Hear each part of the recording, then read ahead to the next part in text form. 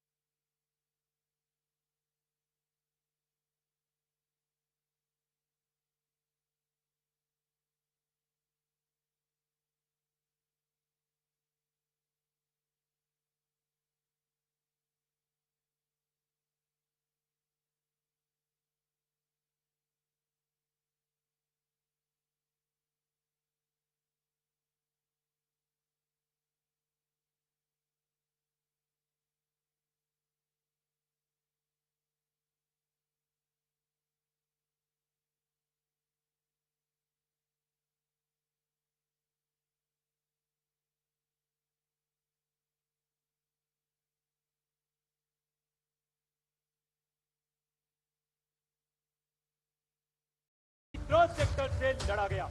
इसके अलावा आप किसी का हमने सिर नीचे कर दिया, उसके बाद हमारे रणबांकुरों को रोकने वाला कोई नहीं था। यही मैं कहना चाहता हूं कि दुश्मन के जो 80% कैजुअलिटीज, 80% कैजुअलिटीज कारगिल वॉर में जो हुई हैं वो आर्टिलरी फायर से हुई हैं, और उसके बाद हमारे लीडर्स और हमारे रणबांकुरों ने जो कार्य कुशलता दिखाई, जो रण कौशल दिखाया, उसकी मेन वजह यही है आज कारगिल की सारी चोटियां जिन पे दुश्मन हमारे ऊपर निफेरियस डिजाइन्स लेके आया था, सब हमारे पास वापस है। जी सर, आप जो बात कह रहे हैं अपने आप में जब उसको सुन रहे हैं तो रोंगटे खड़े होते हैं, क्योंकि वो दृश्य अनायास ही मन में कौंधने लगता है कि कैसे दुर्गम परिस्थितियों में हमारे रणबांकुरों ने इस वीर गाथा को अंजाम दिया। वहां पर उस शहादत के साथ में देश के मान सम्मान, तिरंगे के मान सम्मान के लिए उन्होंने सर्वोच्च बलिदान दिया है। कौन से बड़े पड़ाव आप देखते हैं? आपने एक बात का जिक्र किया कि जब तोपखाने की एक तरीके से वहां हमारी मौजूदगी हुई, वहां से पाकिस्तानियों के पैर पीछे होना शुरू हुए, उसके बाद में तोलोलुंग की पहाड़ियां हो या फिर टाइगर हिल पर पुनः कब्जा करना या अपनी मौजूदगी दर्ज कराना, आपको लगता है कि ये कुछ बड़े ऐसे टर्निंग पॉइंट्स थे जिसकी वजह से हमारे जवानों ने जो कारनामा किया उसने पूरी कहानी पलट के रख दी? कैसे आप याद करते हैं इन तमाम बड़े पड़ाव को? बड़ा पड़ाव मैं कहना चाहूंगा, ये तोलोलुंग की बैटल थी, दैट लेड द फाउंडेशंस। उसने नींव रखी थी हमारी जीत की, और वो नींव तभी रखी गई थी जब हमने एक नया कॉन्सेप्ट आर्टिलरी फायर में लाए थे। 100 गन्स, आप अंदाजा भी नहीं लगा सकते, 100 गन्स हम एक टारगेट के ऊपर मार रहे थे। almost 9,000 rounds were fired on the Tololing feature in a matter of couple of hours. कुछ ही घंटों में 9,000 गोले अगर आप एक टारगेट के ऊपर मारते हैं तब अंदाजा लगा लिए, it is something like a micro nuke which has been fired. और जो हमने पाकिस्तान सेना के इंटरसेप्ट पकड़े, वो इंटरसेप्ट में यही बोल रहे थे कि हिंदुस्तान की आर्टिलरी ने, हिंदुस्तान के तोपखाने ने हमारे ऊपर कहर ढा दिया है, हमें बचाओ। वो अपने सीनियर्स को ये बता रहे थे।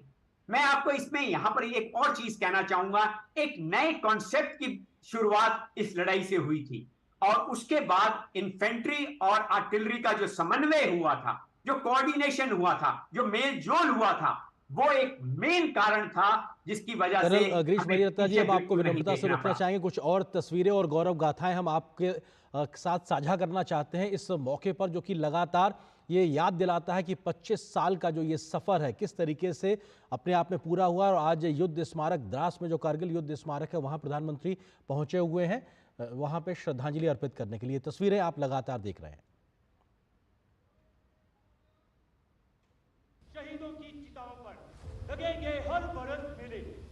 जय हिंद, मैं राइफलमैन अमित सिंह। और मैं राइफलमैन जीवन श्रेष्ठा, 7 बटालियन 11 गोरखा राइफल भारतीय सेना की तरफ से आप सभी का इस कारगिल वॉर मेमोरियल में हार्दिक स्वागत तथा अभिनंदन करते हैं। कारगिल युद्ध का एक बड़ा भाग इसी ड्रॉप सेक्टर से लड़ा गया।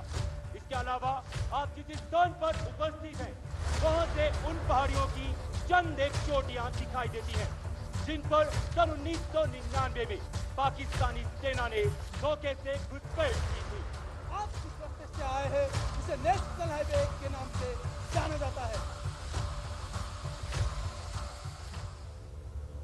टाइगर हिल की ऊंचाई समुद्र तल से लगभग 16,700 फीट है। टाइगर हिल बाएं, दूसरी नुकीली चोटी, नाम राइनो हॉर्न बाएं, एक हल्का गोलाकार टॉप, नाम 0.4875 को आज हम बत्रा टॉप के नाम से जानते हैं। आपके सामने तोलोलिंग पहाड़ पर दुश्मन के करीब 100 सैनिक थे। ये उनके द्वारा की गई एक गहरी घुसपैठ थी। वहां से दुश्मन NH-1 पर प्रभावशाली फायर डाल रहा था। 2 जुलाई की रात दोनों ही बटालियनों ने भिन्न भिन्न दिशाओं से हमला शुरू किया। लक्ष्य कठिन था पर असंभव नहीं। इस गुत्थम गुत्था की लड़ाई के बाद अंत 11 जुलाई टाइगर हिल की चोटी पर फिर से तिरंगा लहराया गया। उनके अदम्य साहस को देखते हुए 18 ग्रेनेडियर थे, जिन्हें योगेंद्र सिंह यादव को परमवीर चक्र और लेफ्टिनेंट बलवान सिंह को महावीर चक्र से सम्मानित किया गया।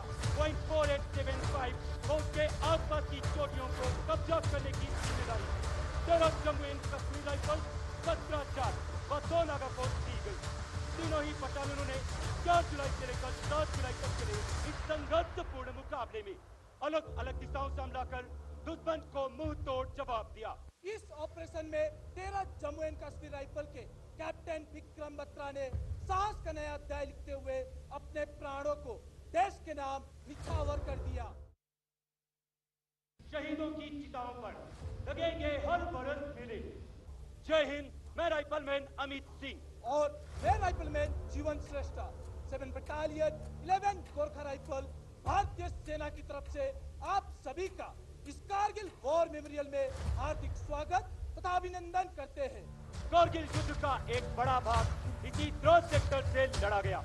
इसके अलावा आप जिस स्थान पर उपस्थित हैं, वहां से उन पहाड़ियों की चंद एक चोटियां दिखाई देती हैं, जिन पर सन 1999 में पाकिस्तानी सेना ने धोखे से घुसपैठ की थी। आप जिस रास्ते से आए हैं उसे नेशनल हाईवे के नाम से जाना जाता है। टाइगर हिल की ऊंचाई समुद्र तल से लगभग 16,700 फीट है। टाइगर हिल बाएं, दूसरी नुकीली चोटी, नाम राइनो हॉर्न बाएं, एक हल्का गोलाकार टॉप, नाम 0.4875 को आज हम बत्रा टॉप के नाम से जानते हैं। आपके सामने तोलोलिंग पहाड़ पर दुश्मन के करीब 100 सैनिक थे। ये उनके द्वारा की गई एक गहरी घुसपैठ थी। वहां से दुश्मन NH-1 पर प्रभावशाली फायर डाल रहा था। 2 जुलाई की रात दोनों ही बटालियनों ने भिन्न भिन्न दिशाओं से हमला शुरू किया। लक्ष्य कठिन था पर असंभव नहीं। इस उत्तम गुस्ताखी लड़ाई के बाद अंत 11 जुलाई टाइगर हिल की चोटी पर फिर से तिरंगा लहराया गया। उनके अदम्य साहस को देखते हुए 18 ग्रेनेडियर्स से ग्रेनेडियर योगेंद्र सिंह यादव को परमवीर चक्र और लेफ्टिनेंट बलवान सिंह को महावीर चक्र से सम्मानित किया गया। 0.4875 और उसके आसपास की चोटियों को कब्जा करने की जिम्मेदारी 13 जम्मू एंड कश्मीर राइफल 17 व 2 नागा को दी गई। तीनों ही बटालियनों ने 4 जुलाई से लेकर 7 जुलाई तक चले इस संघर्षपूर्ण मुकाबले में अलग अलग दिशाओं से हमला कर दुश्मन को मुंह तोड़ जवाब दिया। इस ऑपरेशन में 13 जम्मू एंड कश्मीर राइफल के कैप्टन विक्रम बत्रा ने साहस का नया अध्याय लिखते हुए अपने प्राणों को देश के नाम निछावर कर दिया।